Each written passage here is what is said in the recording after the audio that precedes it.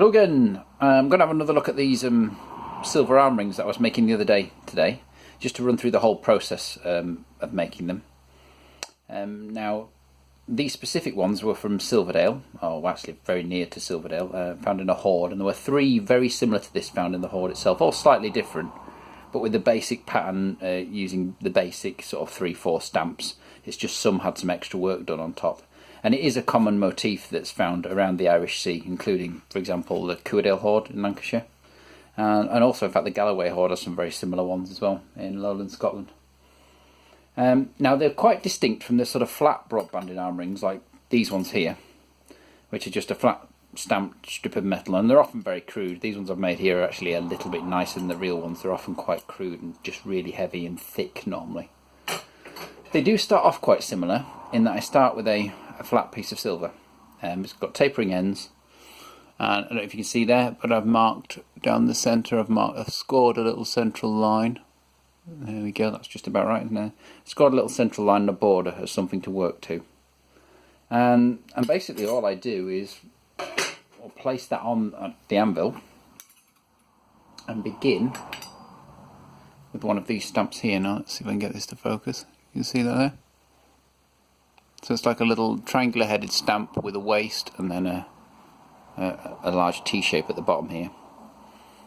And I'll work my way along the central line, stamping. Now I work fairly evenly along both sides because, of course, as you stamp one side, the metal will squash on that side. Imagine you get a piece of plasticine and squash it on one side, it will shape itself into a banana. So if you just stamped all down one side, you can end up with a big curve, which is fine, because hopefully if you stamp the other side, it can go back straight again.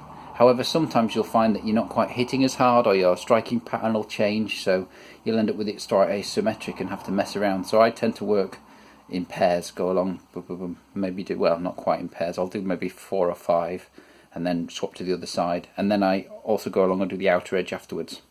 This also widens the metal a little, so you need to start with metal maybe a millimetre or 2 narrower than you want it to be when you've finished. The actual doming of it, which comes afterwards, doesn't really adjust the diameter much at all, because you are stretching the metal that's there out into the dome like that, rather than, you know, do anything else.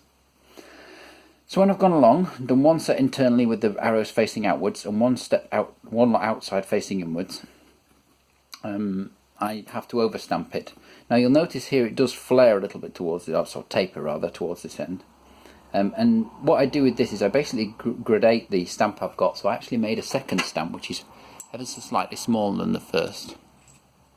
Let's see if we can get that to focus. There we go.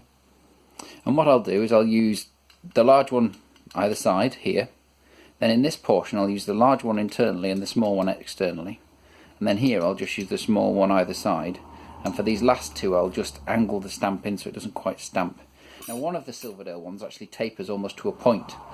And when I had a look at the terminal on it, what they've done is they've abandoned the 2 stamps and just done some rings towards the end, as if they've got fed up with trying that. So I'd love to have a closer look at the 2. Unfortunately, obviously we're not able at the moment. But if I had a proper look at the 2, we might be able to see whether there were 2 stamps or more being used to do something like this. The next thing for this particular one is I'll use a fine sort of screwdriver shaped one stamp to stamp the lines in the middle of the actual sort of this little sort of zigzag pattern that's formed. And then finally there's an incredibly small one which is about just over 1 millimetre square. That's egg timer shaped.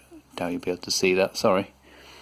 And that gets stamped in the sort of eye portions that's left here, and also all the way down the centre, very close together. And one of them even has it used along the edge, although it looks like it misses the edge, so it looks more like a triangle a lot of the time. And that kind of leaves you with this pattern basically.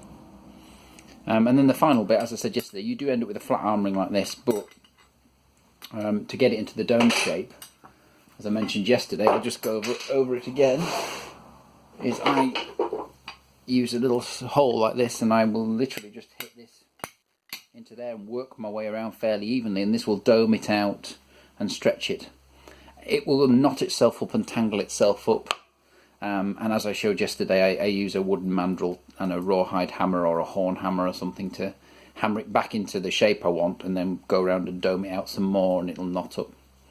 So that's the whole process from start to finish, really. So again, as you can see, they're similar to the broadband ones in that they're just silver strips that have been stamped.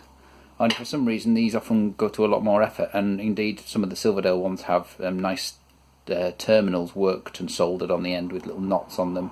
And one of them even has a little central collet sort of mounted on there, which may have well held something. So hopefully I've got to work on that next. Thank you very much for watching.